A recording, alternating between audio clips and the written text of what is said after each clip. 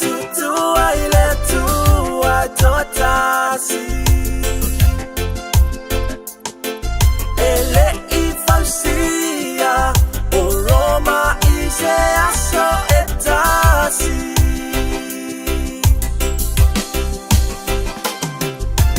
Yesu alo famai ilo unde vai vai vai mai Yesu alo famai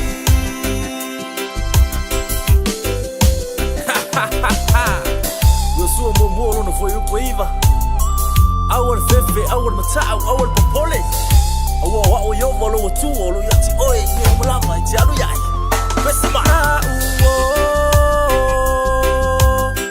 So yele fa no Ole ola be ole moli E pele matai Ia ono sai Ia ono sai Tutua ile tua totasi Una oia ele aisetasi Una o Yesu letali O Yesu Yesu alo famai Ilo unei vai vai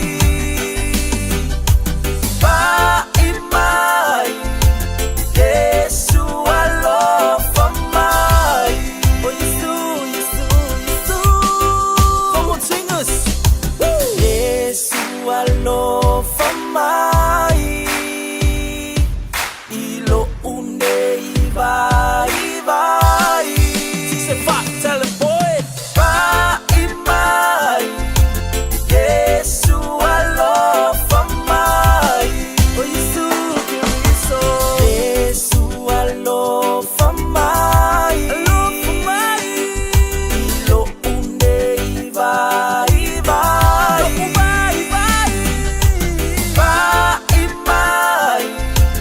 Yesu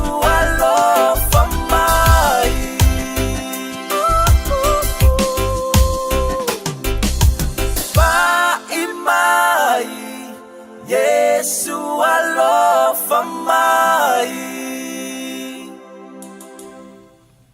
Hallelujah. Glory, hallelujah. Praise your mighty and your holy name, O Father God. Ia, toi whaataro whatu, le mānai o mānawa o ngā ruenga. Ia nei fwoi tū la fiafi, ia mā lo soi fo manuia, mā lo le langi e mamā, mā lo le on sai fi au mga ruenga. Ia o le nei fwoi aso, e le manatu ma le teitonunga, ia o leo tātou iai le teimi ua mānawa ia le te leo ngā ruenga.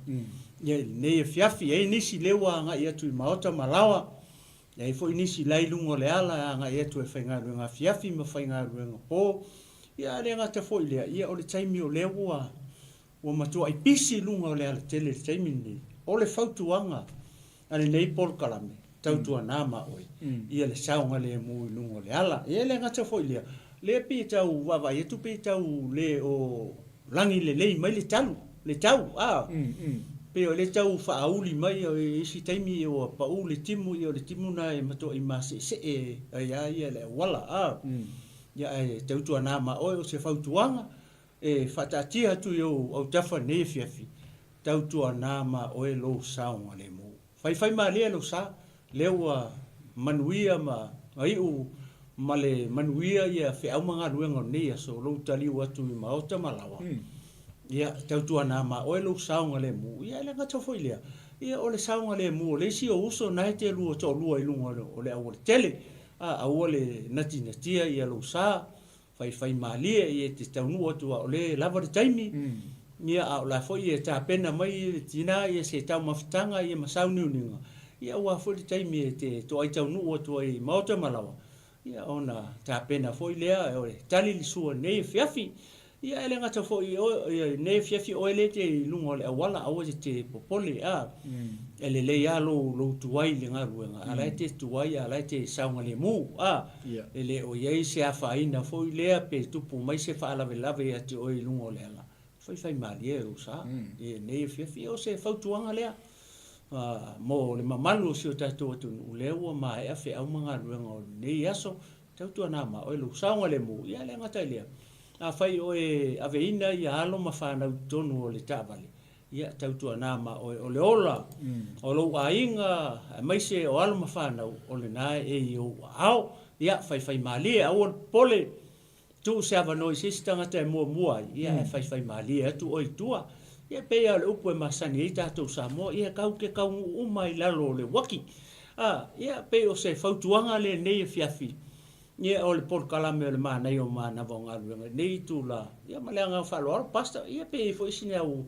fautuanga pupu ia ta tele i o le tā mata upu maleanga whaloaro Hata lo fatu tatu ai ngale vai ngale fiafi amen lo foi le soi fo manuia ma lo tau atai ma lo foi nga lo le yaso ma lo le on sa i tutem fai vo lo to fenga yai ai moni fa ma oni le sau no le tinu vi ele tua e ni si wa mana vo ni tai o lo o fa na tina tia tu mo tamalao amen ia ai ngalo ai o lo yai fa lave ia e ono tutu ia ono le fa na tina ti lo mo tamlo la e te tau o tu lava la lava e tap poi mai lo tuam tamaiti sta ina ia ma fa nau ia fa pe foi le ainga a wor fa na tia tau to na sa le mu ma se lava lo tatu nga tu le fa ungo fo le va yas ia vi ele tua e inicio le yaso aso mul bulu la to sifi ia vi ele tua ia e mas foi ni si le wa e tfel finga le nga liva nga le fia ia vi ele li ai fai mali pe ia o le tele o taimi e fa na tu ma tu la awa tu pelta tu por kalami ele li o le ta ua i o lau ta pena penanga ina i fai o na lava le taimi te anga i e lo mautam lo lao lava le taimi te anga i e pitil whana wa onga lava le taimi te anga i e toilu whalwhenga luenga le fiafi ina i e sanga le mu le aise mea whana tinati ai vi ele tua ia wai ono tupu ia whawhita auli mwhala welafi i me lalo whana tinati ai koe kua koe taufi ia afo ilale ia o kangi e lo lam taufi ia le sui e tau sang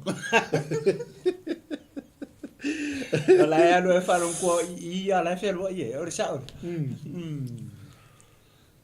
ia vi ele tua ia moni ma fa maoni on nai fautuanga na mota to nei fiafi tau lava na foi le na ona fa tatia tu yo tafa nei fiafi ia o lava ia e te faia le fai unga le leima le fai unga te tau nei fiafi o e anga ia tu mauta malawa ia le ngata foi leo nisi o le mamalu si o tatou atunu ia le wanga ia tu i ngaluenga whaingaluenga pom whaingaluenga fiafi ia o se fautuanga e whatatia tu o taftafa ia ua lava le saunga le mu le ngata o lo saunga le mu ia au le saunga le mu le si o uso lai te lua to lua i lunga o le ala tele ia me se foi ia alo mawhanau o nai tu tonu o lo sa lena e alu e ami tamiti a onga ia tautu ana ma oe au poli le sini ngawa fai taupo a to le mai le ko aiva pa fai to aiva whanau vai si ke wa misi sesi ia po le lisi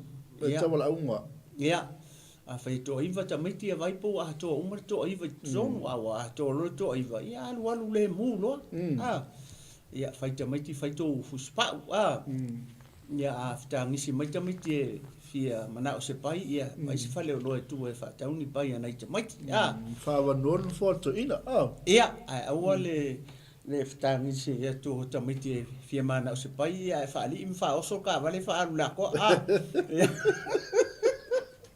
pia ga o la vase ko no fai ia le tu o mana io ta fa tu ngale la ta se e le tinu fa fonga me fo tatu ai ngal ni vai ngale fia ia le tu o tātou tangata manu manu. Pe on tātou whaasoa i le aso, i le se taimi, on le abtanga fi on le aso. E se ma le tāhu o le mea leo o le anu le lei. Wae o le sila tangata, a whai lenga sola ele ka te manga. Ia foi la le a. Ma walo le tūlanga le whana tinati. Ia foi la le. A whapea foi la lo wavinga sola e se male whale. Taimi nei ono. O le sola e se mai tiu te lava whale ainga. I luala me iai. A le sen me anunga iai. La vea? Ioi. Moni. E ono tupu men whafi tau. Ia fe me whatunga le la tatuanga il nefiafi. O tātou tangata manu malo. Wi ia le tua. A tātou a mata i le tua. E uma le le aso. E le ise me ngā se. A ele o tātou in tangata sosola o le sao ia. Ioi. Pe ato e tu inisi upu. Wi ia le tua. Manga ia kele pesi. Ua alanga sola le si tangata. E ile mafuanga. Le ala o sola tu i le ngaluenga. Ia o lai whape artina ia o lai ele i mangava. A le o sola o sola tu i wharewhenga luenga. Ona iei le isi anga fufuanga lai le ilo tina ma le ainga. E alu mua iei. Ia whatoa alu e lo le whale. Ia pe o mea whape na. O konga whiki whape ngā ua. Masangi ia. Ia le soifuanga. Foi lea whasamoa au te tautalala. Foi ia uia wa. Sa uola foi whape ngā. Sa o fai konga whiki foi whape ngā. Ia le i. I'm telling the truth. Ia wa ule ka ua sao. Ia e wa sao e lon ngangor ko inga on makongu. I know you're confused. Anga ile alu ya Yesu tele man malo. Anga ile alu ya Yesu mang whapenge ia whai. Ia manu whape nei foi. Ia wa umanga kangu. Waku ngei e fiafi pasta. Moni whamoni. Whapenge wa umanga foi leanga o mai sa lesi foi o musa. O mo pe pese ai leo ma. Ya e ku faanga mas. Sa sola. Sa sola. Ya tato fatunga leo tato tangata man malo a fesa man malo ni aso kile sola. Kile kai ngai sola se ilonga e ta le te manava. Ia. Fato sola leo. Ia le tua.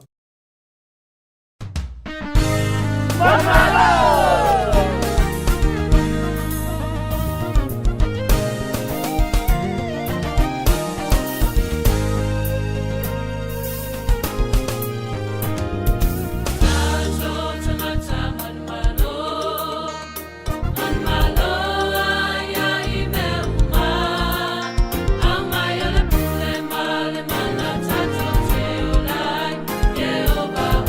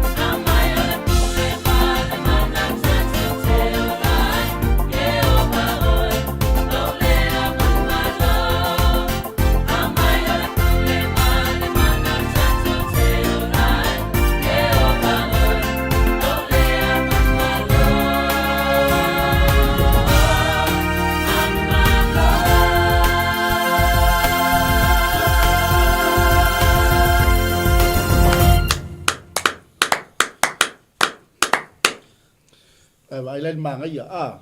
Seki ason. Ya. Seki. Si tanga manu malo. Ia. Every day. Mang malo ia so uma. So okay. Ya, ise meu. E ile wali o ke le fifi ai. I. Le fa mai le pi o le karie mai fonga le a o. I. Ai fa tu lo tala le wali. O kamai. Ele mang malo le de wali.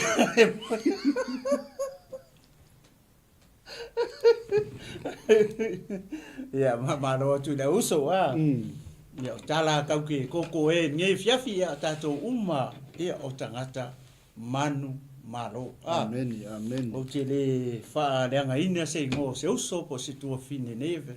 O tato uma o tangata ua manu malo. Ia le li. Lato uma o talia i su e ve mali ma whaola. I loto soifua ia ma so ma ua fo iola. Ia o tato o tangata manu malo. Ele o tātou la un tangata whai inga, tātou tangata manu malo. Ia, ia le tua nefe. A foi e foi ina lo sola lo. Ia? E foi ina lo sola lo ele mana vo.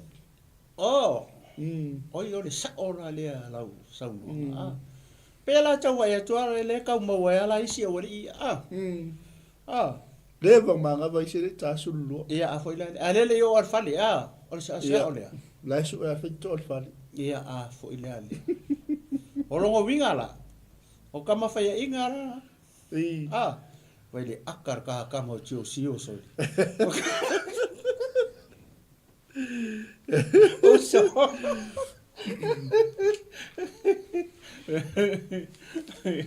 Ia vi ele tu ne fia. El mana ia vai nga le o tatu. Aso ia i le tino. Ia vi ele tu. Ono le engalo il tangata, engalo il keusiano. Ia vi ele tu. Umo na manu malo ina ke riso lo tatu taua. Ia. So po le ale onga, o le ale matui. O le ale matau. Tio se whawhitau. Tātou te whawsanga. Ia.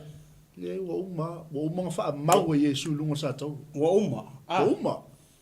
O le ala tātou mea taunu whai. Tātou... Claim. Talia. Ia. Malo. Le whaatua. Ma mau ma ka ofi mau lo pale nge i le lea. Amen. Tā ofi tū mau e na. Ia. Awane e to e fefo ia. Awane e to e le winga fo ile lo tato le masa salo vale. O la ia le masa salo i isi tangata. Po le mea ea o ma. Pe tasina tūlanga e tā ua i tele ia le. Ia ka pe mele te fa so ai. O le tangata man malo ia monim fa maon. Leanga e le fa pe foi le o tātou na mafu ai on tātou mau na man malo. Ia. Ia le o kako. Ia o tātou ali o Jesu Kristo. O ia le na ia tauina le taua. Ia le o man malo e tātou fai ngofia le tātou me fai. O lea. O le kako. O le kako sana mo. O le sana mo mua. O le okuanga mua sana mo. O alanga e tele foi tangata. O le wai loa ma whaalongo. O le mea foi lenga le mwhainga o la ko kao fia. Tau fia le whatuatua. Ma fe mo foi le fe me ia i solo le whatuatua. O soko e le staple le. Ma fua mai sia, lenga ele isara mo. O le taimi ua le lei. O le taimi ua koe fo'i, ua koe fo'i e whai le mele sa fia i. Ua toe fo'i kua. Ai o tangata ua sana mo. O le kangakanga ua, pea o ngatusi. O le whama i Roma e valu fo'i po sulua. O lea, o le toe whaafo wina leo o loa. O loa mawhau. The renewing of our mind. O le winga ngā le upu repent le kau kala i Roma. O le toe whaafau lea o lo mawhau. Po le toe suia lea o lo mawhau. Awa a le suia lo mawhau. o lona winga ia e mau ar ko inga haulanga whapenga. O le kaimi ua, o le lei, o le kaimi o koe fo ia iai. A le mele ta uai le upu le ka u o le salamo, po le repent, o le makua e furi kua i le anga sala. Kusa e fia fo. Se lau valu se furu degree lau turn. Le ke whaasanga whaapea, a e turn na ke turn se lau valu se furu degrees, e ula lo kua i o le anga sala. Ia e whaasanga lo tatou mata. I le tua. Mea ranga ka o le repent o le fuli tua i le anga sala. Ia e whaasanga atu o tau fufonga mo o foi maka. I le tua. That's repent. Mea nga ka o le makua i repent mo ia. Ua e makua i e fuli kua i le anga sala. Ia e whaasanga e o fufonga mo tatou mata. I le tua. Amen. 180 degrees turn. Full stop lo. Ia full stop nga ungi ko mi ngoi. Wa le sikaka amaka mai a fast full lima ia degrees o le acute angle. O le right angle o le 90 degrees. Ia ko sau lalo i le sifa lima o se laufia. Se lau kolu lima se ia e o mai ale se lau warus full. Kai mi kongu alanga ua makua i u alo pa kua ele anga sala. Awa ese la le mele ua whasanga i le ala ua whasanga i le tua. Ele koe fo i mai lau 45. Iyo, ele kere koe fo i mai bunga, kere koe teni, kere continue fo. Awa e alua koe end up i lungo 360.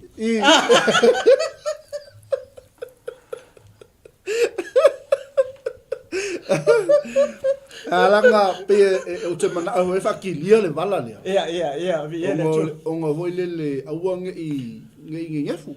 Ia, moni u whamao. Anga 180 period. Ia, full stop. Full stop lai nga. Ku mau e nga. Ka no ma whao. Tau fi mau e nga. Tau fi mau e nga. Le sa koe mi ngoi. Sa koe mi ngoi. Aua ngai koe whabe ia. Iyo e. Al mele, olis. Mau 180. Pe lua i kula, ko ka solo mai mai. Pe lua mai aso ku 180 ya. Ya 180 ya. 180 ai pe lua vai aso ia wa makan ko mu fo. Ko ile tu wa makan ko u bela. La wa ko la u kadinga le wa makan. La wa ko mu lesi se la u lesi 180 degrees lesi side or seko. Fa pe me la tu. Le makala ngo ku le seko.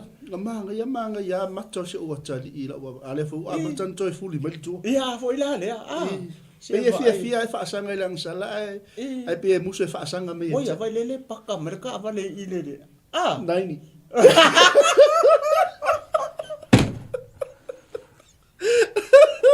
Ia ka paka papule ipa patoele paka me. Ia.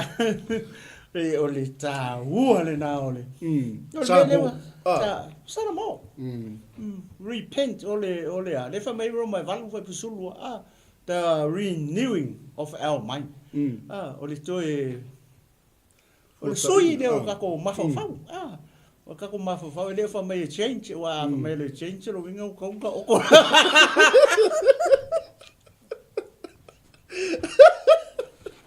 Logo wiga. O fa lo operation. Change o sa oilo upo ta malo palau. Fed wa ilo le se ma fo.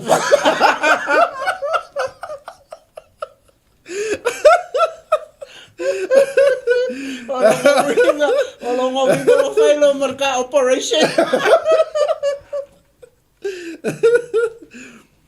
Change, change our renew our mind. I want to change our mind.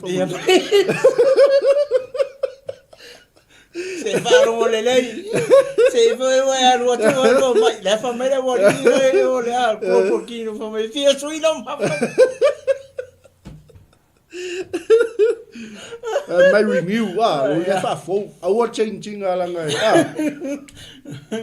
Eu fai mai ava esse, no inga fai lua ia o ele se maho fa. Fa mer kala ko inga ren ko. Mau lola menga. 180. Ya ko foi 45.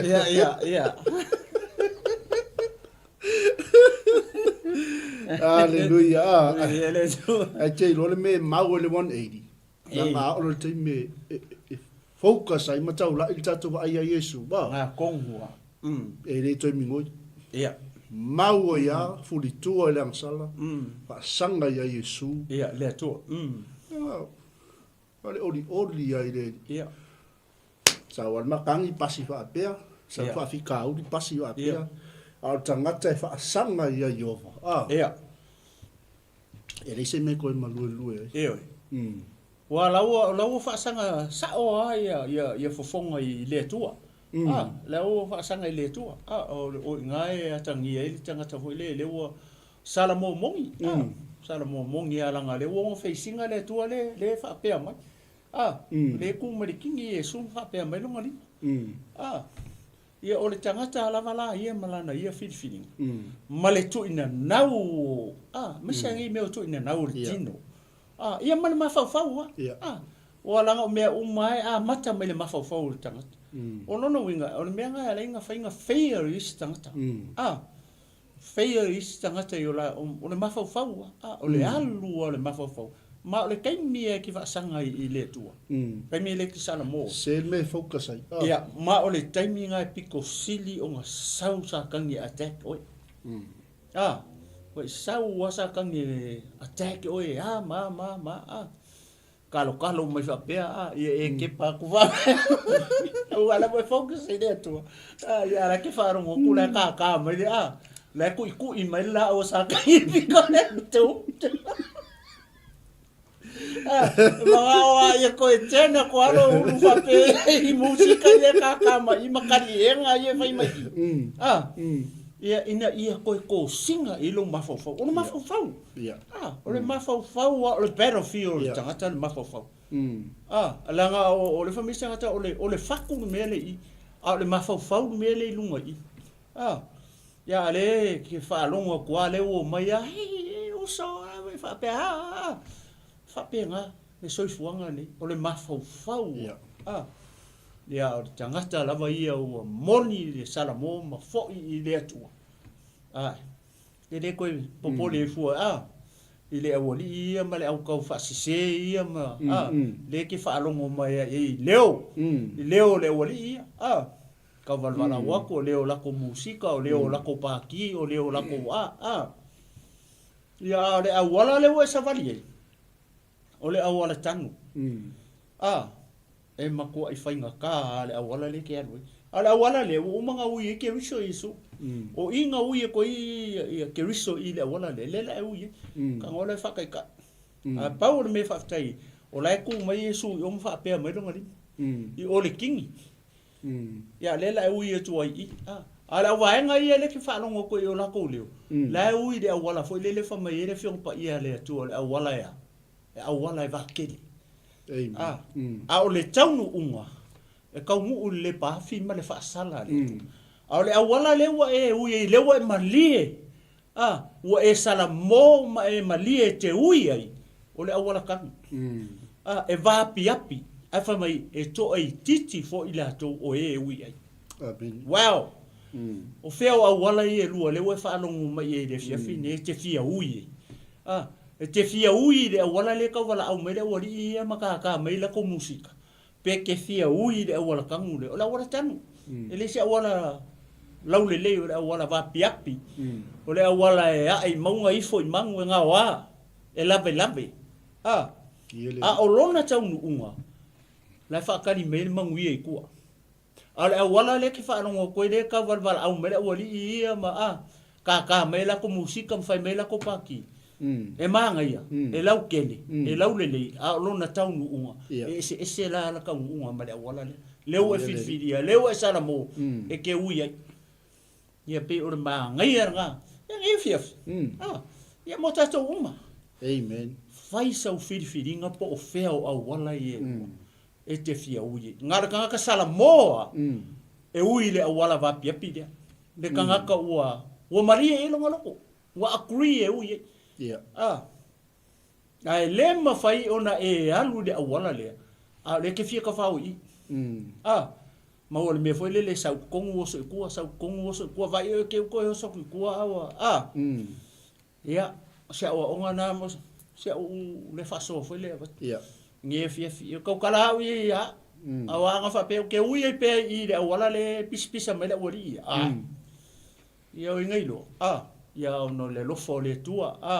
Fa malama me le mafau. O le mafau wa. Suia le mafau. Le ala o te fia ui e lai. Ma o lo fo le ka ungo la wala le ke ui. E fainka. I know e fainka la wala. E va piapi e fainka. But o lo mafau. Le ai o lo nga ka ungo. O le manguia ma le o le whaavavau le manguia. A le si whaavavau le pisa koe le ua li e le si piko. E whaavavau fo, a ronga whaalawilawenga. E le mapu. Wha me e le tau whaitangi a ue ma le lili vau o ngifo.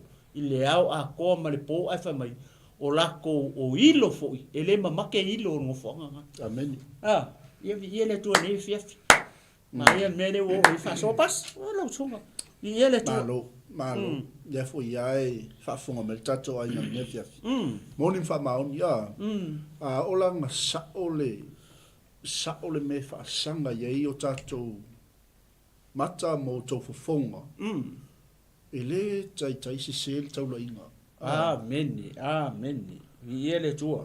Fix our eyes unto Jesus. Yeah. Ia, vi ele tua aia. Wai alu ese lo tato mata ma Yesu. Se lon me anga I tato. Moni ma fa maoni pasta. Moni ma fa maoni ia fa fonga mai fo ia tino ke iso ma fa tu ni via. Tu na sa tau la inga. Sa tau la inga. Ina ia fai on awane I male nei o langa o fa peala tato. 180 ile kolumasinga mo 90 ko saule kolumasinga ko yo so kula 45 90 ia ole si ia marka usanga o 9 ia ole si marka usanga la fa su 5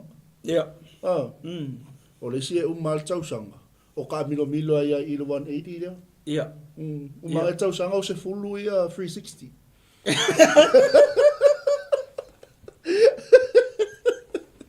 Akala se fulu 360 usawa. Ofi 3600. A te lor mafuanga.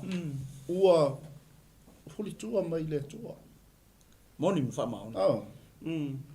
De la moni ma fa maoni fa so ni so tatua. Focus. Ia. Focus al tato ai Yesu. Ia. Tau lai. Ele a fa ina il tato fo launga mal tato savalinga. Al metu lai mai o al metu lo fa sangai. Lewa e fa sanga sa o ai le tua. Aia. Fasanga sa o me fasanga I tato mata. Ia. Ai fuli tua le sala. Tua le sala. Kus. Bel tato fatunga le la tato wanga I. Ve ele tua. Yesu be. We ba ile le mangi. Le wo mon tato pesi o tato tanga manu malo. Ai longo winga. O Yesu. Mi vi in faftai de tua. O Yesu we. Wow. Tato malua papa. Oi tato tali mai warfa wino tato. Mana yon mana wo ngarwenga.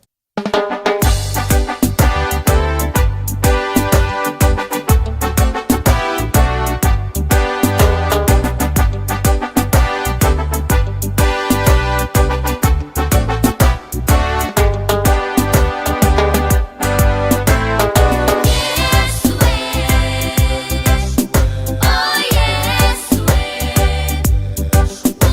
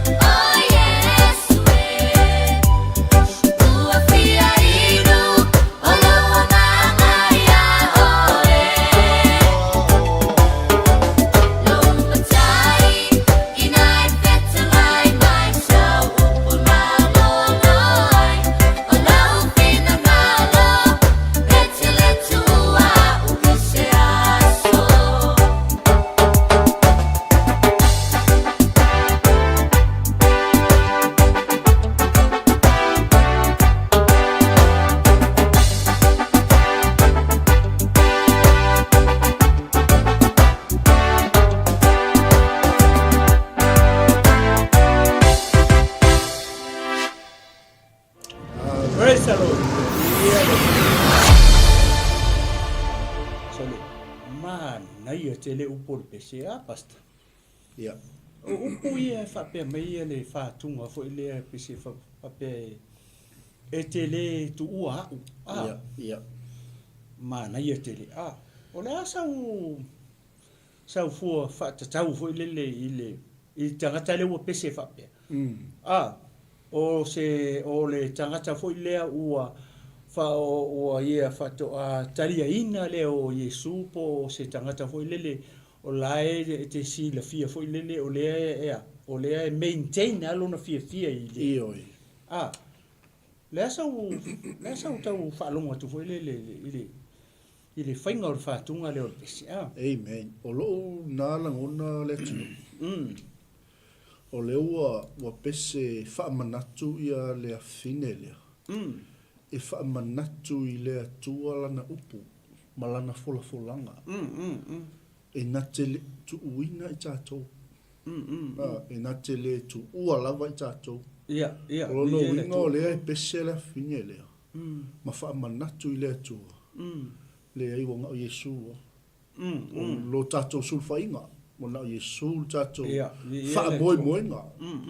O na o Yesu tātou te whaalango i mea mala. Pea tātou whaasol nefia. E se lo le mea tau lai e le tātou waai. Ia le tu. Misi lo Yesu mal tātou whaamomua.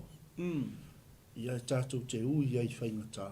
E tātou te whaia ina i le nei o langa ma lisa valinga o lo tātou iai. Pea misi Yesu langa o umon tā pena Yesu le manu malo mo i tātou. E alan tātou whaia inga o tātou wa. Alan manu malo. Mo umma. Umma na whamawina i ke wiso i lunga o sātou. Praise the Lord. Ia le li. O le matanga o fie foi lele o le pese pasta ia te. O le pese, o le usu ele tamaititi. Amen. Ia, tātou te leo i loa po inkusia. O le matanga o fie foi lele o le pese foi lele ia te uia mala u whalongo. Ia le li. Ona ele o usua se tangata matua. Ia. O le kamaikiki lenga ke usua le pese. Ia le li. Kasi la le vaenga foi lele o le mo moli mai le pese lea. Ia. Foi le yalo mawhanau. Le lau ke usua le pese. O se fe au foi lea mo matua.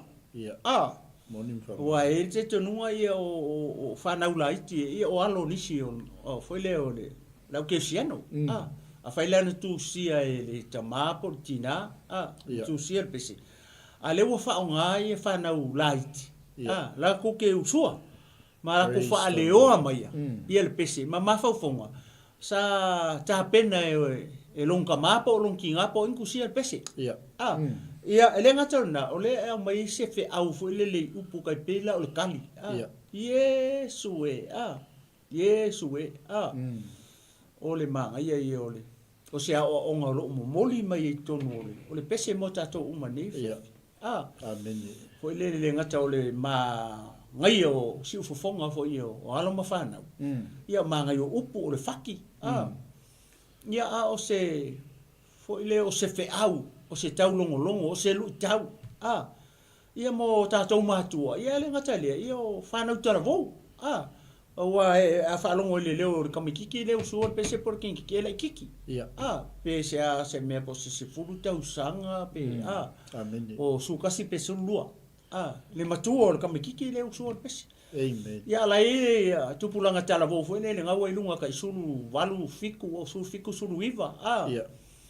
Ia le leo le au mai pese. O ka se mata ngofi. Le mai se fe au le leo o le tamaititi. Ia. O upu o le faki o mai se fe au mo tatou. Ia ka ko fa malosi ma tupulanga va pena. Ia pasta pe si e manga e kel pese. O le si vaenga mana ia le i whatunga le fine. Ua fia inu lo ua nganga ia te oi. Lo no winga. Ele mapu le ngā lala. Ele mapu le nau. Ele ave sea lea. Ele ave sea ele famali e ina se se tas e inu ya so ma taimi uma ele le leio Yesu mele tatou ainga Cristiano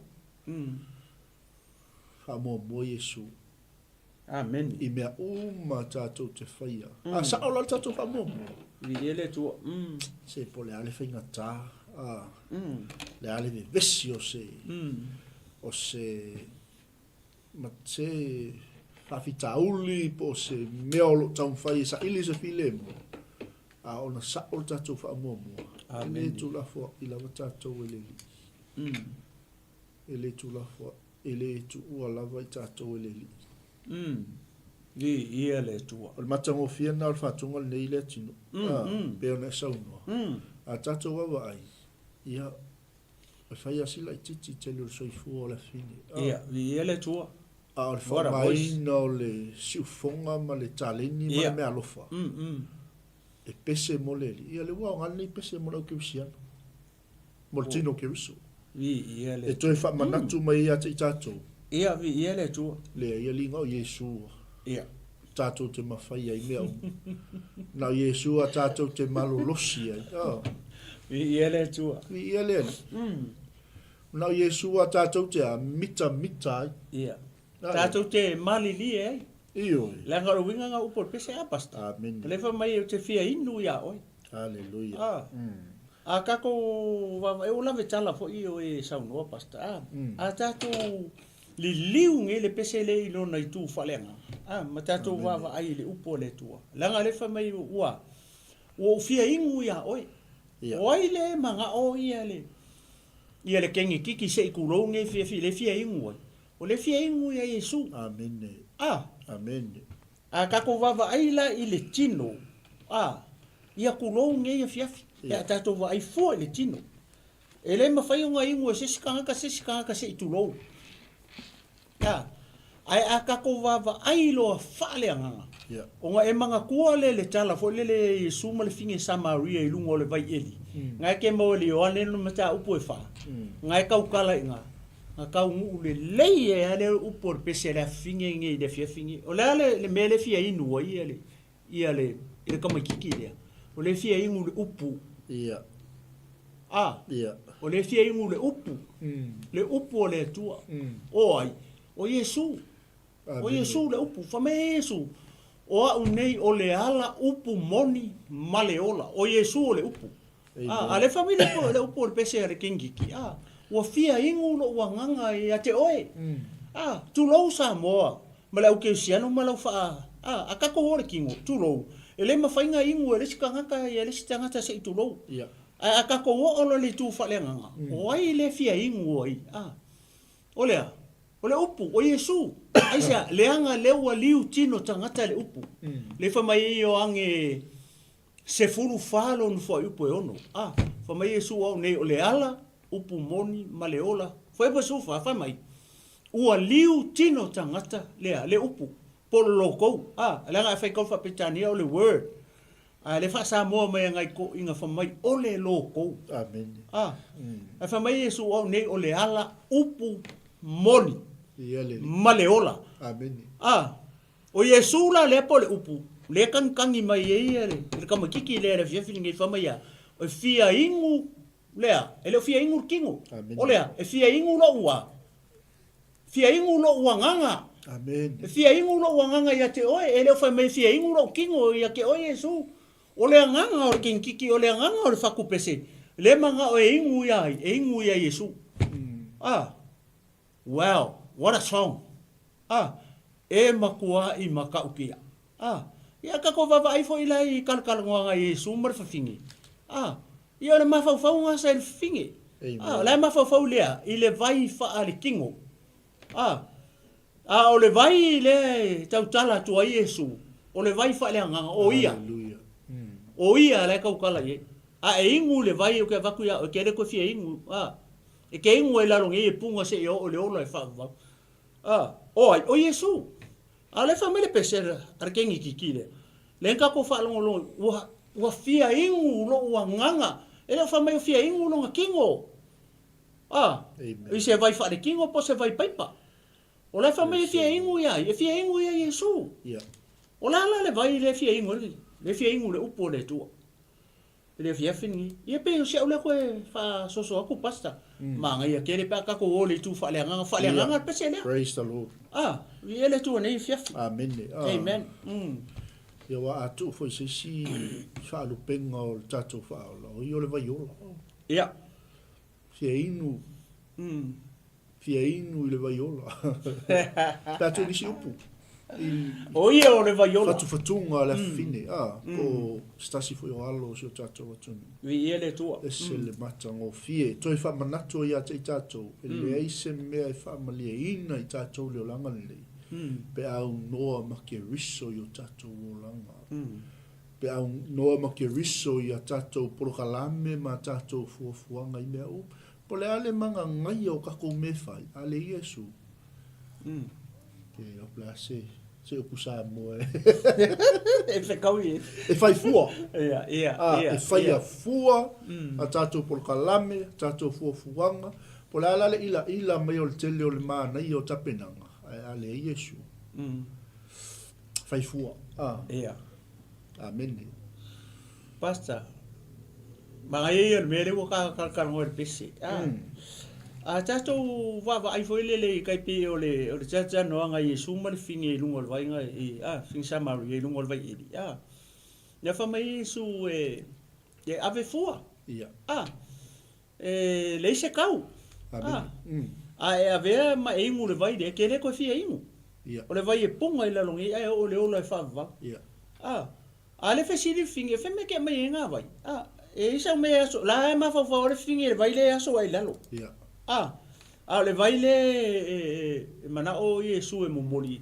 O le vai fa le nganga. Fe su ia i ya ma Yesu mai la vai ngai ma o va kula le vai le ma o. O la vai is better than yours. Ia. O le vai la le Yesu, o le vai fa le nganga. O le vai le sai le fingi le aso ai lalo. Ia o le vai punga e parpala. Ia a fa mai ave fu le se tau. Amen. Kasi ni ngā mea mā ka ngō fia i le vai lea. Pe o ngā kangi mai ngai kama kiki la ngā pese ngai au sia. Ua fia ingu lo ua nganga. E fia ingu kingo. O lea le mea lea kangi mai fia ingu i pese lea. O lea nganga. Amen. Ai sia, ua makua i ngā lala lea nganga o tangata le pese. Ua makua i fia ingu wa ia Yesu. Ua makua i fia ingu wa i le upu o le tua. Amen. O le maanga ia. O le vai le kangi mai e kama kiki le fia fingi. E ave fua. Alleluia. E le se kau, e le whakau, e le se kau. Amen. Na e te maua fo i le whaalinga e lua sfulma le lua. Na e mention fo i le vai nga. O mai o le vai ola e ave fua e le aisonga kau. Amen. O se ua mana o e sau e ave fua. Mai vai e. Mo ele ke mai moa, mai makako uma. E ave fua e le se kau. Ia. E le se kupe ke whakau ai. E le whakau ia. Wow. Ia, pasta, wakula usu. I ele tu. E le tau whanau is perfecta, pos pe au pos po ai lava. Ia, vi ia le atua. Nā ta tala whai to o tatu. Wow.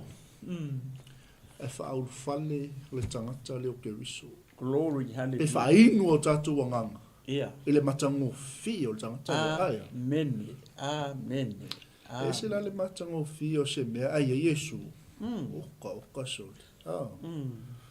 Oka. E le umatala. E umatala tangata le whaiwha makala ia. Mai mana tua pea. Ia, vi ele tua. E mana tua pea. Ia, taipe ia o le tala tuspa ia le il salamu. Ile manatu o le tua. Male sili ile fina ngalo o le tua. O le oti. O lona tangata tua. Oka soli. Po le ala le manga ngai o meo ngi la rolang. Ma le fei lafi mai o mea whaato sino ni rolang. E le se isi mea sili il manatu i owa. Wana o tangata ua. De ala, wa inu le vai lea. Ia. O tangata ua, wa malia i le vai lea. Amen. Ai ave fua. Ai ave fua. a fa ye asi mai le o tia ele inu ta to le vai le wow longo winga la e sel me ka ko ke end up a yo e alu makuku la le nganga e alu makuku ale lo nganga ma lo nganga pe o taimi e kulo e se le tua lo nganga po lo nganga e kai me ve se le nganga le e va ku le nganga mo makua i nga pelu alo nganga asia la nga le fa ingo le vai le o le vai le fa ingo i fa ingo le upo le tua le fa lo ye so ele nga ka ngi foi platform ya a ole ya au na le tua nga ke nga lue le ke fa lo i pe ye ma le kele o ngisi o nanga le ke fa lo ngoi o le upo nga le tua le ke fa lo ngoi le fa fanga i lo nganga ma nga ka ngi ka ukala fa fanga le me ele fa fanga ni fa di fukalo mang Kentucky mang i McDonald's o le kingo nga ya au ti le kingo ya o le kingo ko fo ia ele mal pala ai fa fea lo nganga fa fea lo nganga le nga ma ngava mai ele tu le ma ngava o le uponga is ma ve ai oi matanga tau e se ia kunga le nganga kwa empty malanga ngama ko makuku ale nganga le moseme ai sia langa ke le ufafa nga la ni ia ile upo le tu po i sukiriso le wali ukingo kanga kale upo o fai le kingo le upo ai sia langa ka ngo fanga ja to le nganga e vi ele tu ma ngai ke ri so ke wa ka o i va nga le pa ka lo ele pese ya ele tu ne fia o fia inu lo nganga ya te oi a te lo la te me mali e lo nganga le vaiola le e pupula le me te savali ai e ola le me tango ye yo lima e manuia le me savali ye yo vai e manuia le me tau tala ai lo fofonga e manuia le me va ai ye yo mata e to sina mai nganga amen la ngai pupula Yeah. Precious. E se male kai pe la tala lenga la sungol toin.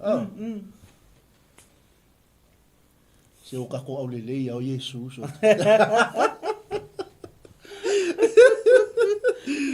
Sa ka ngi mo ko au le anga. Fai la ta to tele tofo il vaile.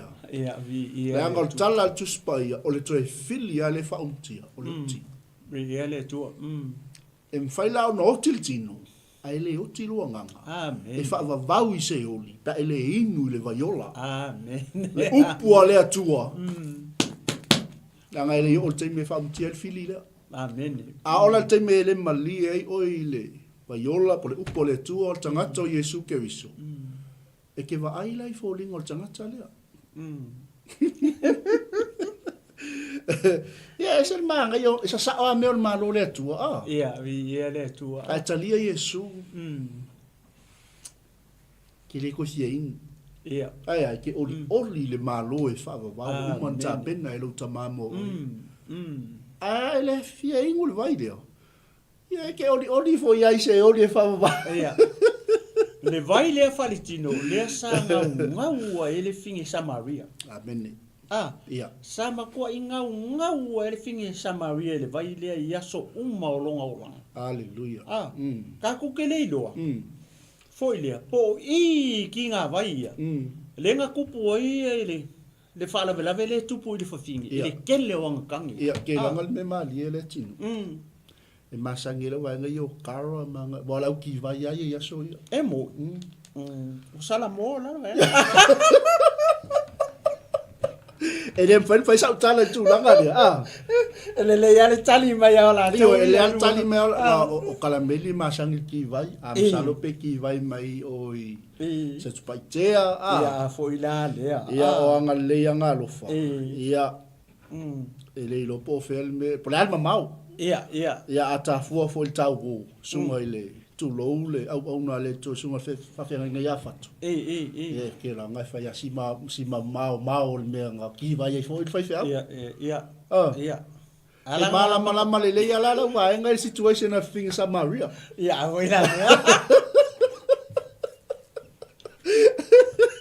Le lo pe fe o lo finga sa Maria ngale ongo pe fitu. Ala vai le over mas pursu fitu. Ola mo winga la usau noanga. Ole au vaenga I ole au ki vainga ngai. Le o pe Ole winga la ka ika fa son ye fia. E mala le ala vaenga wa o kere ki vai o fa nga ye tulo wa. Ke ola me ya o fa nga pa palangi ma. Wala nga ola nge. Our generation le o to. Kala ko ki vai banwa ko ya.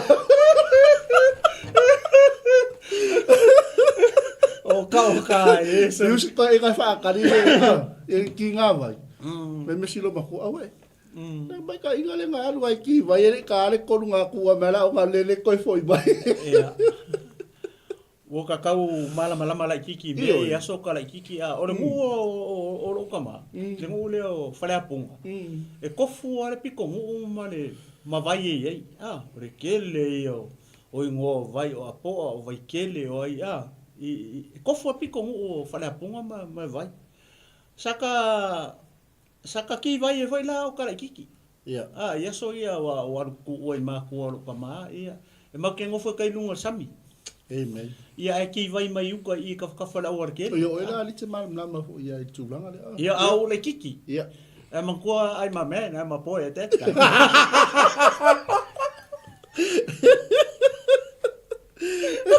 I was too young at this time.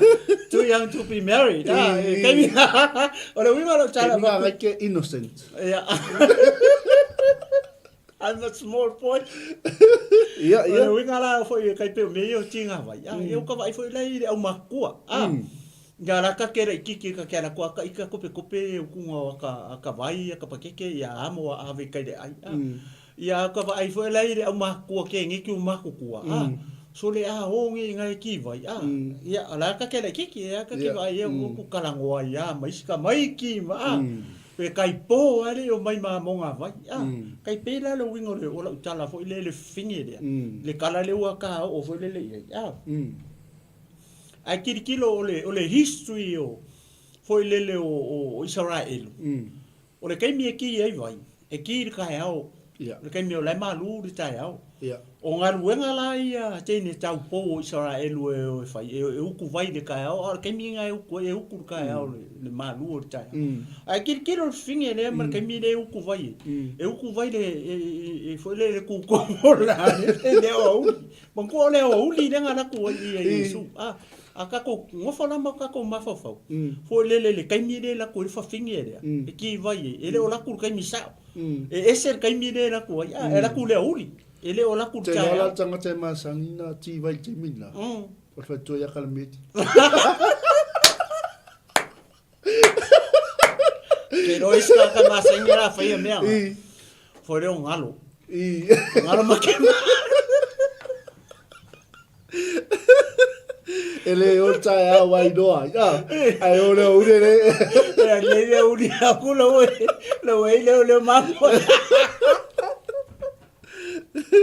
Vai la ina vera ka mi renga la ko inga la ku le uri aka ku fuala ile tala mal fa makala ngal tala le ka mi renga review e su le o langa fa fin wale pe wa ke finge le fa ku Yesu alu le vala mo mo le ka ngenga esa wele a fa mereka la finge ele sang kangi la esa o le leia ele ese kangi ala ir ka malo o fali ola le ka unga ka ko nga ka maro ala o wanga le fa me Yesu sa o le o ya sai ya o man ko le ongo ia kange finge de mai sa o le ya o sai ya te o tane ono o fo I male le o fali ele o sa o kange sa o le la ka sa o le ka la o sa o le ala wi aka ko ngo fo la ma ku fo le fa ma fa fo le o le ala winga o ia mea whai fingi. O marakange mua kia. Lua kia kolu wha rima. Ia koe sawa waku malonga ongo lei o le whale. O le ala winga o le ala koe ngā kau e tiko ngā finge whape. Ia ngā uai loa ngai ke mai mua mai ngai ke sile fiere upu e ave. E upu lele wha o ngai kako sa moa se upu e maka ngā. Se upu wha aluma luma. ia le tala le fiong pa ia le tua ia o le finge a kankangi o le finge mulua o le kasi se o le ma ngai o le tala fo le pa ka ko kilo e o le ma fau o le fa finge nga ua sau le uli le ka mai a Yesu this is my number 7 o le aso le ngi o te a vea ile ile ai ki ai le ile o fa pe aki kilo la ye le ma ngai o le tala pe aka ko ma fa le le ma fai ka Samoa o le ngumela fiku o le ngumela le tua nga fiku lo I ka malolo sum sala molo mar fingi isia lenga o Yesu le ka ye o le fiku ai le o ka malolo anga fa pela e ka mai ele o Yesu ka mai po sio fa kai kai ka mai po sio Fayari mau ngai ya awori ai wai e bana ya voi ya anga ka wa kula o o fiku mo ai o kele I fa la inga nga anga ka wa kul ke mingi ele ai ele o ke mang malo o ke mang malo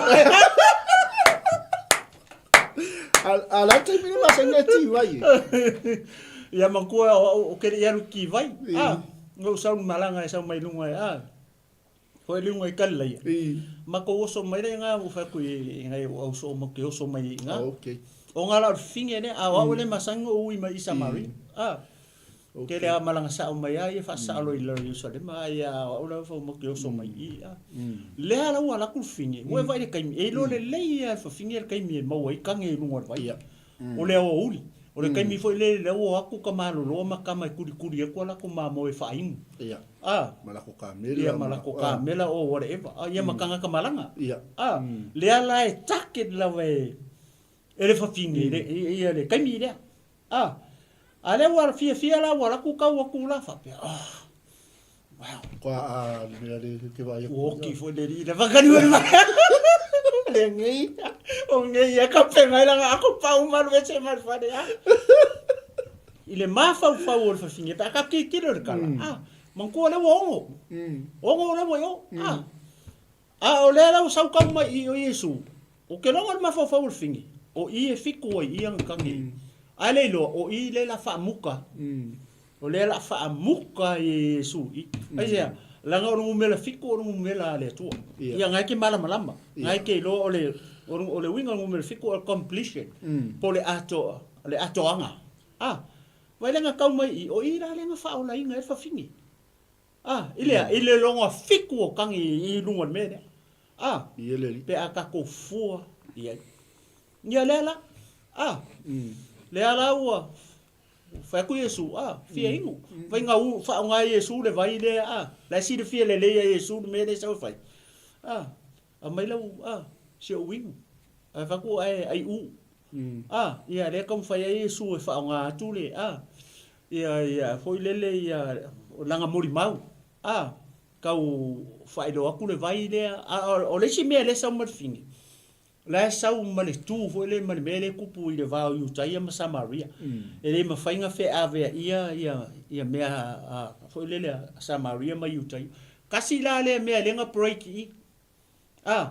le nga break I le va Samaria ma u tai o le nga break I le me ne ne wa ma le wa fe ave ia le le vai ola le sai a Yesu ai se langa lenga ave Yesu len kalier fingi mai fingi langa vai parpala le sa Yesu la we vai kasi le me lenga break wa finno Samaria Yesu li tai ia le tai wa lenga fai ko ia foi le fe ave ia lai lo le fingi ia ole tai ia Yesu ia nga o ai kapo inga fa mai makka mau mau ke kapua I maunga ia ma fa mai o ko Yerusalem mai ko ke kapua ia mako ka mai fa mai makka pua I maunga ia kasi nga me nga breaking fa ko ai Yesu ia e mongin fa maong ia o le mere ko kala Yesu I o le sa ili mai Yesu I tangata ia e kapua I le nganga ma le fa maoni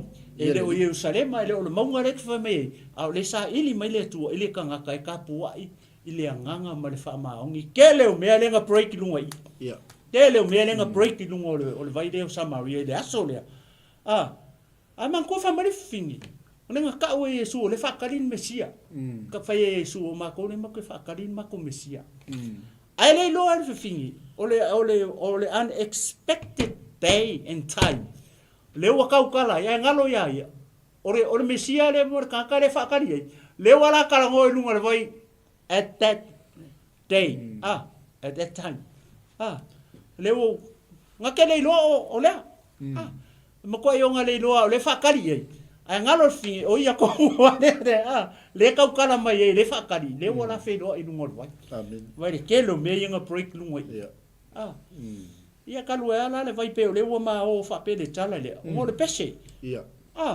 ai ave fua wow ele fa ka wa ave fua vai ke lo me ta po ile nga ma fa ma ia fine sa maria io ia ka o au me o mai sa fai ma sa ya o kangi ko fie o ma ko skamalai o ia ele sa o ele sa kangi o ke fa mai Yesu ia nga la wa mio nga Samoa le lo pe la o nga ro me ku ro me ka ro me o fie se furu au kangi ma ngo e fa masingo ma ia ai fa tai le tu se ala wala nga u ye ko mo mau ongole moli mau foi le ai Yesu mane tala le it's all about love ole alofa e a fi ele kula fongo ma me uma le nga saula Yesu nga le kala ai fa ka u le upu e kas ole alofa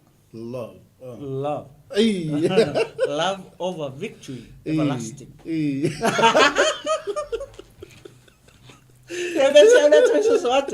Olha pasta ni tu. Ai tau tele yo tatu fa tunga muli le. Ya vi ele tu. Te loi wala wi vilu ya ki si anon le tala. Ya vi ele tu. Tofu fo ya al tanga ta ya mal fa linga na mai ele tu fa tau mala malamba fa so le. Sa kai kai ya fa longo fo le fia e tu fa so tatu ai ngole tino. Ele I Lord for finger this is her appointment day for her. Ele I Lord finger unexpected day of her life. If I penga umala tato. Wow. O ele te mai mo mai mai fa fonga me le fini. Pe foi mau if I penga umala tato. Wa umanga maka ele tu ale appointment to tangata. Yes so. E fei loa I malona mata. Hallelujah. Le anga ele fina ngalo le tu e tangi mai se uli le ngangol tangata. Amen. O le pale li I ona ngaluenga. A fina ngalo le tu e tu ma huta mlan tangata. So there is a mark place for you. A pe o le we fa fonga me le fina tali e so fei malin fa o le lo olanga. Don't worry. We don't know, maybe tonight or tomorrow. It's your appointment with the Lord Jesus Christ. Amen. Ni ele tu. Na ole tu ole na sila fia. E vanta pena ele tu. Ke lo foi tofu ta to mal mau la sono lo fe lo e ma Yesu ke riso na Italia Yesu fe malin fa ole lo. Vi ele tu. Al manga ya la tala le pe on tato si ko foi le tu le wingol tala. Ja, War finga Samaria. Ole nga fe lo e ma Yesu tino. Au fe mali wa Yesu il tino. El ke mingi. Eu fui kang kan kongule si waili ba aya si Yesu. Pela le wingol tala. If you lot of things are married away,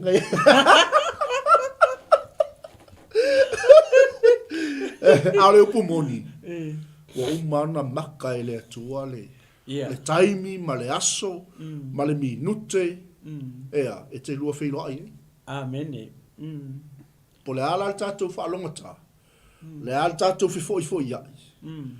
Le wa umana ta pena ele tua le aso, male taimi. Ai fai la la feeling. Amen. Ele fa pe ole vai ave fu. Ai fai la feeling. Le ke fie ing le vai pe le. Ja. Pe ke fie kali ja. Io. Wala nga le mga oil fa fingi. Nga mga oil fa fingi. Praise the Lord. Ia le tu. Malisi me fo le mai ole akali. Fo ile nga fai Yesu le fa fingi. O fai il fine fo le ai Yesu le fa tali la to mesia. Ia fa ku Yesu anga e lo tanga tale fa ku ya oi. o lai le o mafauwinga kai pe lo winga lau saunga ele o mafauwinga ele fafingi o langa ke lo e fio mele la to misi ai nga ke le lo o le aso le o le tangata le la ke kanango o le mesia o Yesu ia e moni mafamaoni o le atua fo le poto tele le mata chau le atua ele kasi se au wala ka penga le atua fo le e momoli mai le faartanga ia kai pe o fisinge le ngala ko ki vai ia o ka ko le lo ka ko ko se simia ai te u fetau i ma siskanga ke le masangi ke u tala no male nga ka ia Yesu pe mori mau mai ia oi ia pole a foi senga luenga le le fai tanga tanga ia o nga e lo le fa pe se a mi o le ka se ra mi o le tene tala vo ma le ka makala vo le saua nga e si ia o ako lunga le pasi ia si o a me lunga o nga ia ka ngia ko ai foi le ia fa pe nga kai pe o le me ne nen kupu ia anga makale ai ai wa o le vale o foi le o Samaria ma Utaia. Amen. Makale ai ai e mo enga ia o manga o o le si me le nga kupu I le kala le o le fafinge mo mua le nga alu kala I kala le Samaria mo ko nga alu o mai ya pa ke e mai ke kilo pele o kanga kale le o mai pe o le me o foi fafinge o mai pe ko ke kilo pele o le mesia le pele o kanga o le meu ke o foi o kanga o ngai lua o mo ko luang fai le wa ka o mai o a mi o fai o le me nga pi o foi o mai lo le ngua mai nga sa o fai mai lo leo ele o la mo le mau a ma ko wa ai kingo I le mesia kala ngo e man ko mo alu finge ka o yo le ngo le ka o mai ki kilo le tanga le pe o ia le so ka ho ka o mama ya ka me nga fai le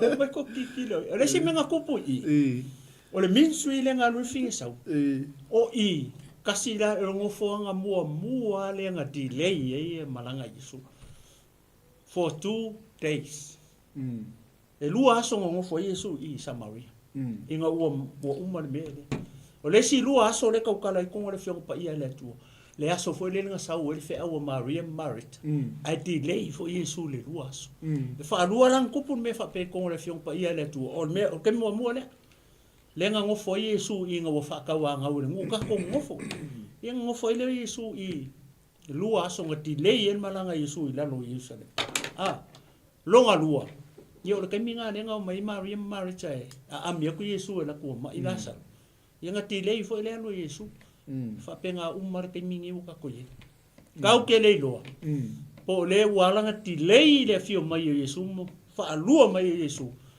onga o lele ka penga ma o ele ke mai mo mai le fiafinge ke le ka penga ma o ele ke mai mo I kua e ke le kariana fa urtanga le lo por me le o fa tuai mai Yesu ai sia langa ka ke le well prepare ko ke le la to te le Italia ina Yesu e ve marim fa o ia yo to so fo imo so ma o fo yo e pe sa ula ko fa poco pasta no pe le ka ko ile ke mi o le ti le ele fio mai Yesu o ngor finga ngalo o le tu ngalo ngalo Yesu Kristo a wangi fango se anga ngaskas ia ka ko sala mo inga ia ka ko mo le malo ma le ola fa o man ka penga le tu ali fai la langi mo o ele ki mai mo mai mama o makako o le fa ko le au ke siano le au pele tino ke ia ni ia fi ma le anga fa lo pasta amen o taua la o le taimi liu tatu ia le anga ele to e fio mai Yesu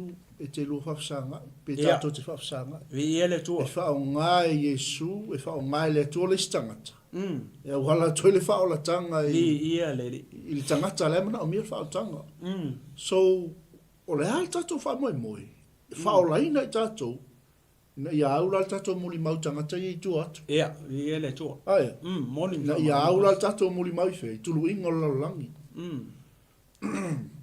ele swa tanga ka ko ke vai Ia. E le whapeo te talia, lo wha tanga talia Iesu. Ia, ngofo i do. Whakalikali lo leo lai whapavau. Ia, ia. Leo lai whapavau o lea. O le iroa leo le tua moni e tō tas. Amene. Peo fa meri kusi yoangi. O le ola, o ma whai mua vea leo lai whapavau ia la tō. O le ola fo ni nei e whapavau. Ina ia la tō i loa le tua moni e tō tas. Ma le na au ina mai o Iesu Keriso. Kasi ngā winga le ola e whapavau. Feo iei. A kaku kalia. O longa winga, reu kongo ka kou le ola e whapavau. O ke whakarkari se e oki. Ke o e oki ke ne ropo whike aru iei. A o e soi fua mai moa, mai whapenga whai maa ua. O le a make iloa, le mea a o mai le oki mai wara aua le tua make o iei. Koe o malama le ia uia. Mea leo ki fia o ke au au ngai le tua. O le ale kai me wala au me le tua e ke au. Malo, that's enough, sauroa. Ia ke le popolea. Nanga o le oki le whamere apo skolo paulo lea. O le manguia. O le oki o le manguia ke usiano. Aleluia. E le fefes ke usiano le oki. Amene. E le kangis ke usiano le oki. O le oki o le manguia. O lo wola o ia ke riso lea. Wow. Ia leli. Ia le tu. O le pone. O le fefe. Ia le tu ane. Moni mau Iesu. Moni mau Iesu. Tau Iesu. Ioi. Ia mau se anganga moni malo le tu. Amene. A kele anganga ke maua ia kele fui fe ku o lo pali. Aleluia. Ia le tu. E tala tina ia Emile masene fai le sapta ua fo il tatu son. Fesile ia o ia te oi. Le oi la tangata ke wisiano. Tato uma. Afa pe uma tau sangal nei le fa ola ina se anganga se tasi ia te oi. Ia te a. O la me le fa. Morning fama. Le fa ola ina i tatou te ka ko ke fainga ko fainga fia faingi me tatou te loto iai le ina fa ola ina i tatou ina ia fa ola ina nisi anganga. Amen. Moli mau, tau Iesu. Vi ia le tua. O le matango fiena, le uke o le aka kere i o ka kusia. Ia, a whai o tae tusi o tae au. O le umanga ia le tūlanga le o ka o i le vai ma le a. Ngo mea le tono na whiongpa ia le tua. Pe le o ka o le pese au mai e ia le whamarosi le whiwhi ne vi ia le tua. Amen. Tatou wawa aila sa mol ni a fiafi. Le e mo umalawa ona whata o tō le whinangalo le tua. Ma au mai e poto le tua. E malama le tua. Wo iei le taimi. Wo umona tu poina le tua. Ke lua whilo a iei. E te ilo lua whilo inga. Ke lua whilo a i ke mio whinka. Amen. Morning fama, morning abasta. Ia le winga la taita moli mau le tino.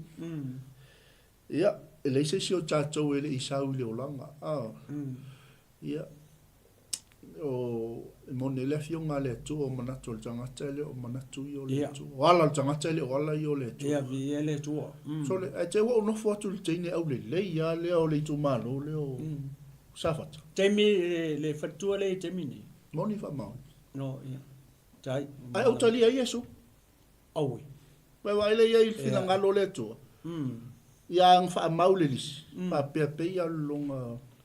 Eu queria que eu mumela.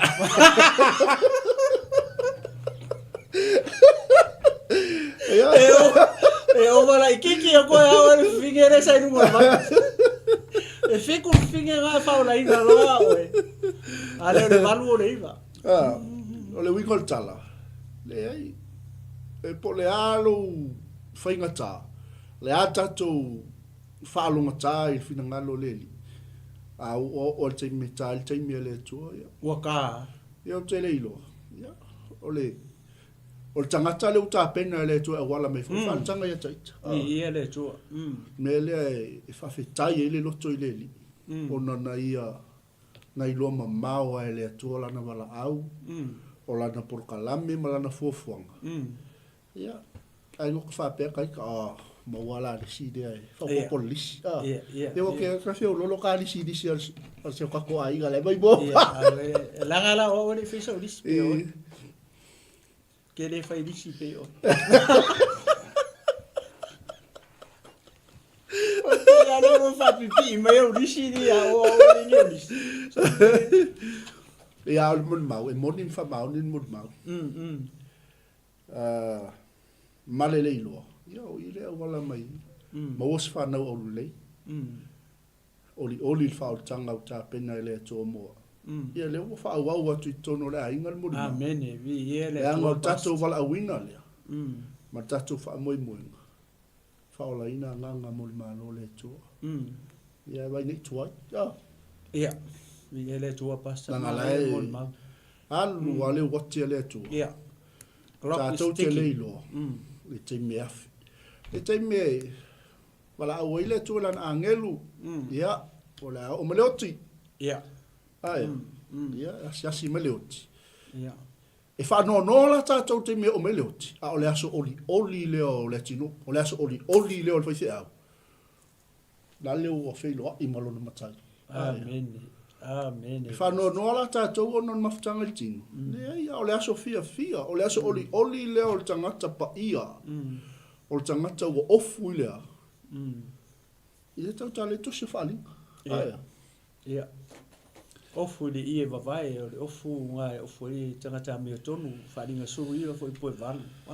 Amen. La tatou o tatou whatunga mulu le, tatou mai lo wha uma, tatou manai. I whalongolongo toa i upo ni whatunga. Mai le, ni whatunga, tā pena. Tā pena, la tatou malanga.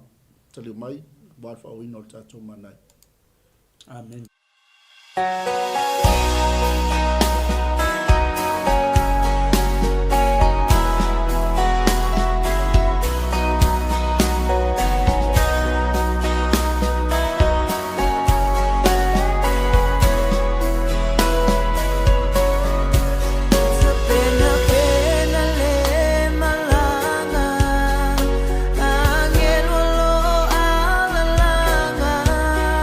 Yes, you will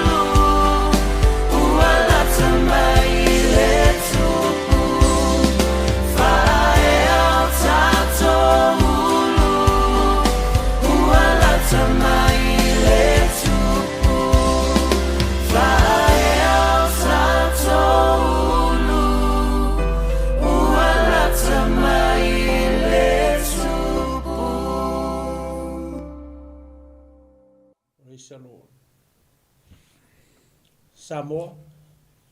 Ia lewa e whalongo le upo le tua nei fiafi. Le whawhine anga sala.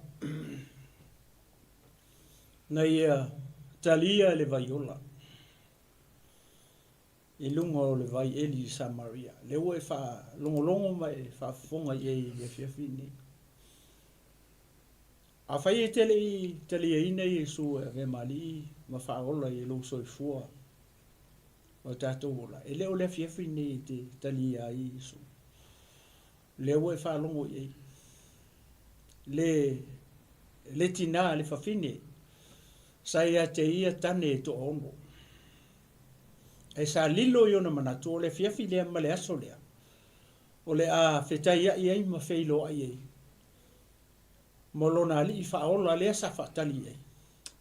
Le Mesia o Jesu Keriso. Whapena fo ila le fiafi nei le walau.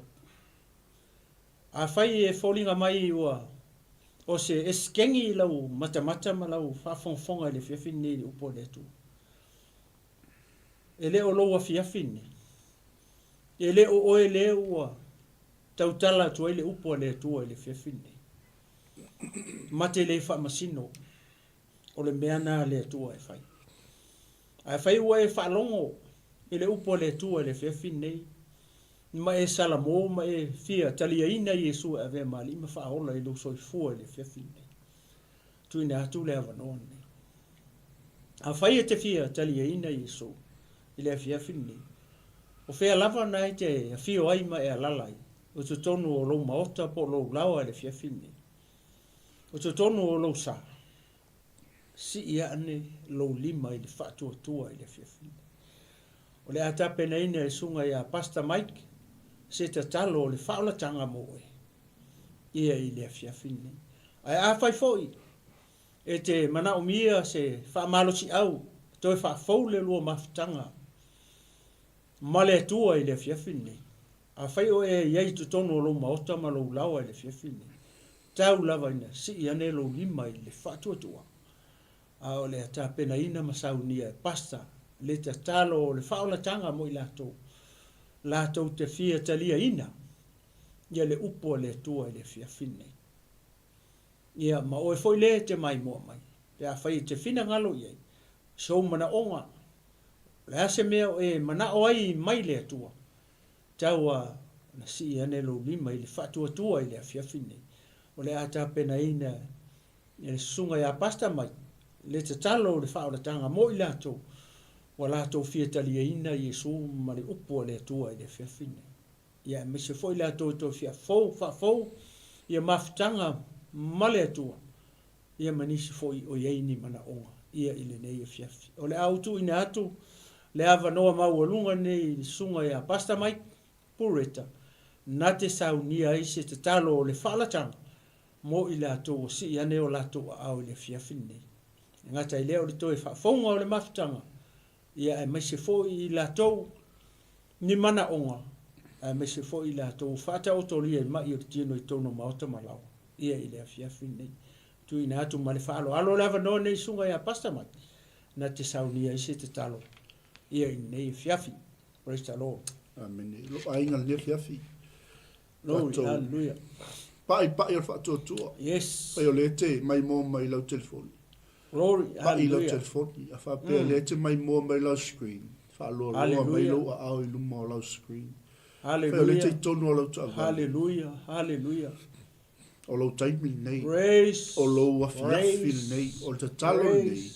E wha mau wha ilunga ina i le nganga pa ia. Glory, Mo oe hallelujah. mai tatou uma. O tatou wha alongo le fiafi nei.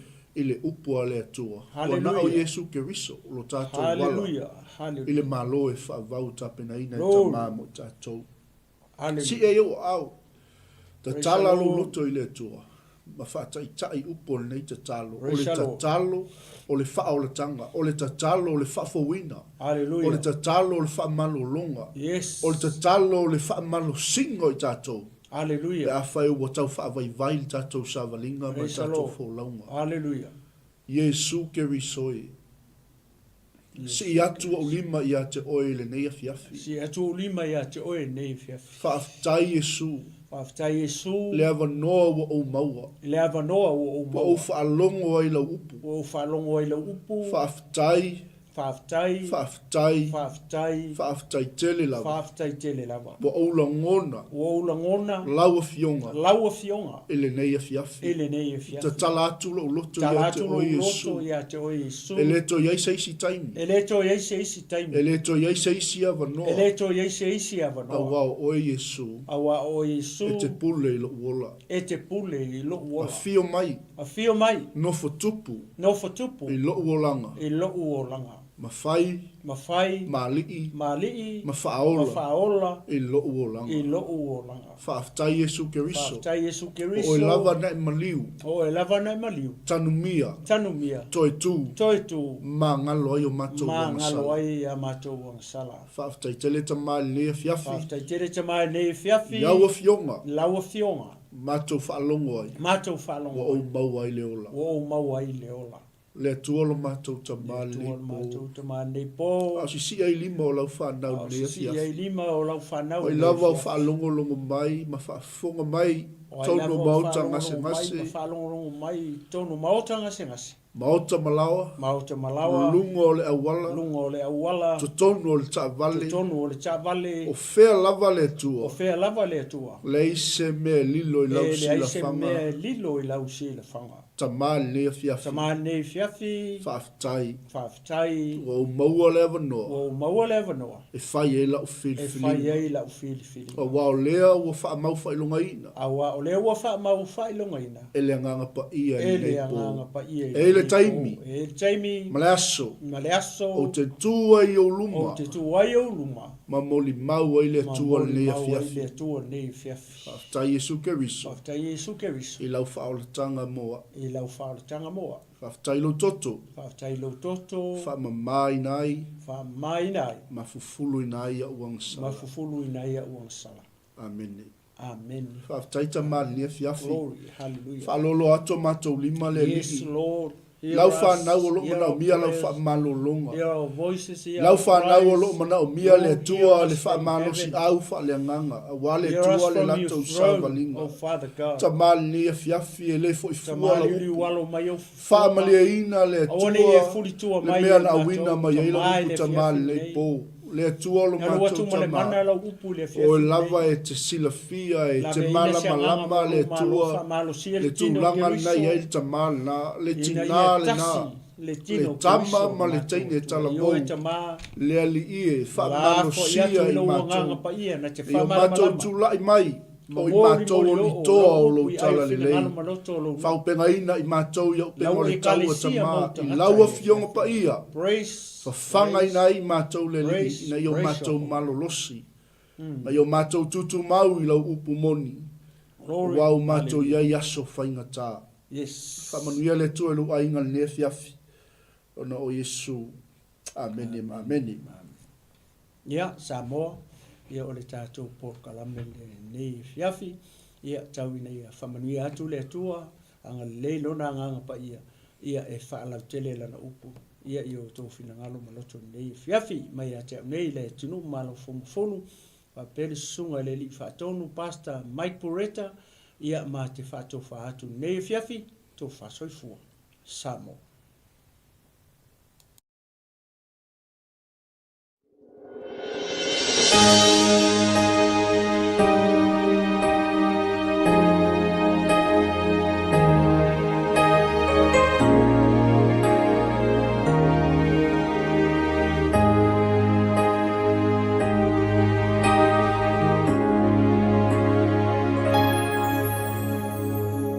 Lenei tau whetulinga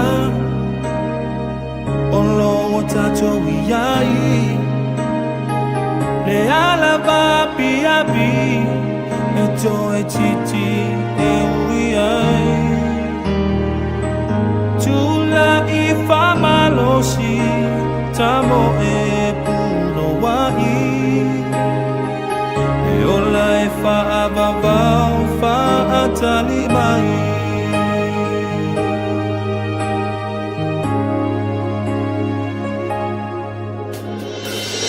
Lenei tau whetulinga O lo o tatou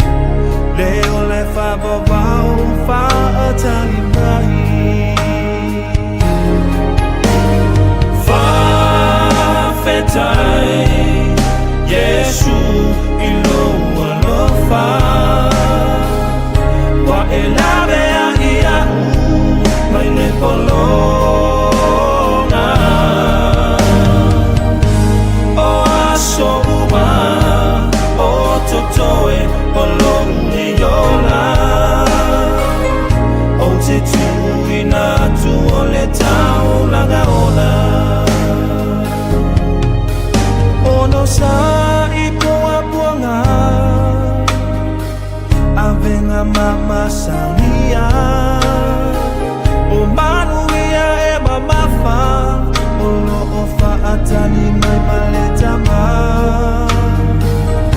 o ila to uma e manu malo mai fai ngata le pale o le ola ua saunia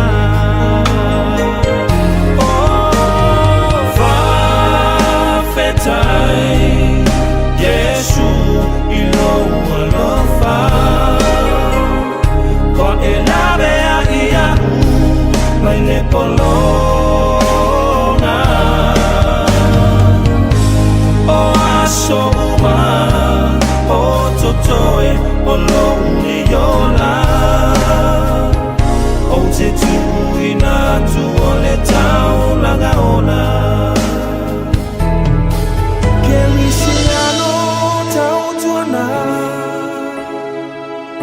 Lovala awina Nenganu wengale atua Tuma weya yo fai ngata Samali matuli matai Leola tanga oinuma Saumi aile atua mo ita uma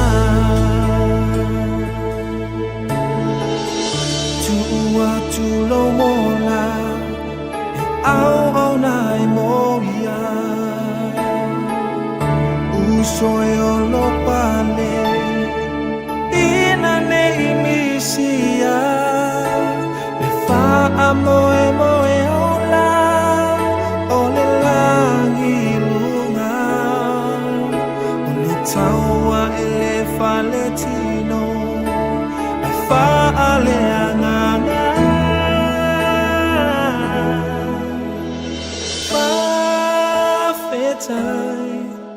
Yesu ilo alofa wa elabe a iau mele polonga o aso uma o totoe o lo uneyola o te tuina tu o le tau lagaona